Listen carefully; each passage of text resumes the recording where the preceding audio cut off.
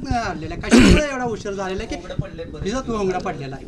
काही कारणं होती ते हळूहळू सुटत चाललेले आहेत आणि मला वाटतं ह्या आठवड्या 10 दिवसामध्ये तो निर्णय व्हावा अशी अपेक्षा आहे।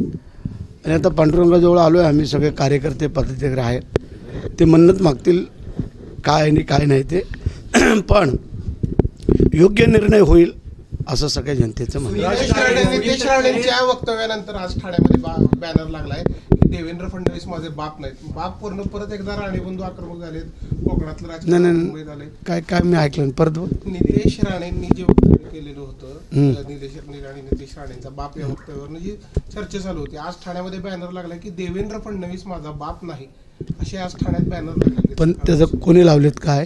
तुषार रसाळ म्हणून आहेत, त्या शिवसैनिकांना लावलेले। त्यांनी त्या दिवशी जे वक्तव्य केलं त्याला आम्ही विचारलं कालच्या कॅबिनेटच्या वेळेला, तेव्हा त्यांनी सांगितलं की वल्ले तिथे उभाटायचे काही लोक होते त्यांना उद्देशून मी बोललो, बाकी जणांचं त्यांनी आम्हाला काल स्पष्ट केलं। कॅबिनेटच्या मीटिंगमध्ये आमचे गुलाबराव, दादा भुसे आम्ही सर्वच होतो, तेव्हा त्याला विचारलं काय रे तू असं कसं बोलला, तेव्हा त्यांनी तो खुलासा केला।